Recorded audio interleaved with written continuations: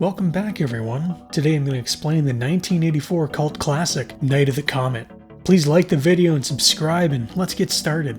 65 million years ago, a comet flew by Earth, wiping out the dinosaurs. Cut to present day and it looks like it's made its way back around to finish off the humans. The streets are filled as people celebrate the comet's return. 18-year-old Reggie Belmont is getting a game of Tempest in while she's supposed to be working. Her jerk of a boss Mel wants her to stop playing the game and go walk the theater. It's like he pays her to work or something. She goes to the projection booth ignoring her work so she can go see her boyfriend. He says he'll give her $15 if she stays overnight with him instead of watching the comet. That's 1980s $15, which is like a down payment on a house now. Meanwhile, her 16-year-old sister Sam is enjoying a nice bowl of chips while watching a report on the coming comet. Sam calls out her stepmom for cheating on her father while he's away on work, and she smacks the young girl. Well, Mama ain't raised no bitch, and Sam smacks her right back. But damn, Sam just got slugged in the mouth. Back with Reggie, and she's afraid someone is going to watch them while they're getting busy. Her boyfriend assures her no one can see, not even Superman, as the walls are made of steel. I'm pretty sure he's thinking of lead though. The comet flies by, lighting up the sky and all the people watching. The following morning, and the sky has this ominous red haze. The streets are empty with not a soul in sight, except for this random person leaving a building. It looks like everyone just up and turns into Tang. Back with Reggie, and her boyfriend is heading out. He goes outside and apparently there are pipe wrench wielding zombies. Reggie, unable to come to terms with someone else's name on the leaderboard, takes it down. However, wouldn't that just push the name down to 7th place? I think I'm overthinking things. Reggie goes outside and notices the streets are a lot emptier than usual. She locks herself out and has to go around to the back of the theater. Reggie heads around and finds the wrench covered in blood. She thinks she hears a noise and it's just the Ravenous zombie. What he gets though are these hands. Her stunt double gets on the conveniently placed motorcycle and rides off. Reggie arrives home calling for her sister and stepmother, but no one answers. Sam comes out of her room scaring the hell out of Reggie, and she's a tad oblivious to what's going on. Sam spent the night in his steel shed after her stepmother slugged her. Reggie takes her outside to show her everyone is gone, but damn is this girl dense. The ladies hear a report on the radio and drive down to the station, hoping to find someone.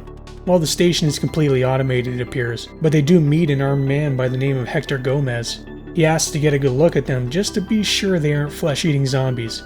Sam gets on the radio telling all the teenage comet zombies to call in. Well, someone does, but it ain't no teenage comet zombie. There's an underground bunker of scientists who want to bring the girls down and experiment on them. We learn all the zombies are also going to turn to dust, it's just at a much slower rate. Later that night, Sam is going for a little drive in the empty city, but strangely, some police start following her. She stops the car, realizing she doesn't have her license and has been drinking beer. Turns out the police are zombies, but it's all just a dream.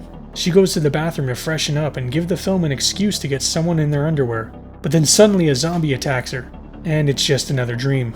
Hector and Reggie talk, getting a little comfier if you catch my drift. He's leaving to San Diego to check on his family but promises to return. The following day, the sisters are enjoying a little target practice, which is how I imagine most Americans spend their time. The gun jams and Sam rips on the quality, saying their father would have gotten the moosies. Meanwhile, Hector arrives home, finding the house to be empty and grabbing some old mementos. However, there's someone at the door, and it's a zombie child. Good guy Hector, though, can't kill a child, even if it is a zombie. Back with the scientists and one named Audrey, she's experiencing some memory loss due to the effects of the comet. Dr. Carter is sending Audrey and a team out to LA to bring in the survivors for testing, and Audrey doesn't really agree with it. Meanwhile, they've found some children, and Audrey really doesn't look happy. It would be nice if I could hear them right now, but the helicopter is far too loud. Back with the two sisters, and they're talking about normal things. Sam starts to break when talking about the boy that was going to ask her out, and her friends. So Reggie decides to brighten her up with something all women enjoy. Shopping! See, girls really just want to have fun. Oh, but some creeps are watching them on the monitors. Creeper 1 shuts the lights and asks if the girls have credit cards to pay for all that stuff. Sam goes to grab her gun, but it's missing. The creeps pop up and start shooting at the young ladies. Sam throws some shoes, but it isn't very effective. Reggie pretends to be a mannequin and fires back, but that damn gun jams again. Sam attempts to drop a TV on the creep like she's Kevin McAllister or something, but unfortunately she's grabbed by the creeps. They use Sam as bait to get Reggie out, but they definitely don't care about their own men. The girls are captured and chained to a forklift while these former stock boys keep flapping their gums. They start playing a game called Scary Noises with the girls, which is really just Russian roulette, but they're wasted by the science team before they can kill the ladies. The scientists talk and think Sam is infected, so Audrey says she'll stay here with Sam, and they only end up taking Reggie. Audrey injects Sam with something she claims will help clear up a rash, but was actually intended to kill her. Another scientist remarks that it looked painless, and Audrey shoots him as she really wants no part in any of this. Meanwhile, Hector pulls up to the radio station dressed as Santa for some reason, carrying flowers for Reggie. Instead, he finds Audrey with a gun on him. She tells Hector she wrote down everything on a pad of what's been going on, while she gives herself a lethal injection. Before Audrey dies, she tells Hector they're going to use Reggie to create a serum as they are all exposed to the comet. Back at the research facility, and Reggie is being questioned about her health and well-being. We see some scientists, and they're draining 300 cc's of blood from healthy survivors every single day in order to try and create this serum. They leave to prep the children and then Reggie after. Reggie asks what's going on, where her sister is, but Dr. Carter tells her she's dead as she was exposed. Another scientist visits with Reggie and she smashes him over the head with the always deadly computer keyboard. Meanwhile, Hector pulls up to the base, playing a stereotypical Texan. He tells the soldier he wants to show him something and the idiot actually goes to look.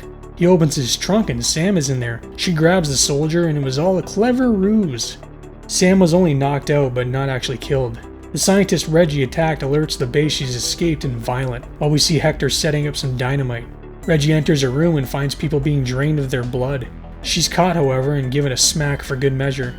An elevator opens and we see Sam get off. She pulls the main power switch, shutting off everything, including the life support systems. Reggie is left with one of the scientists, but don't they know this girl can throw hands?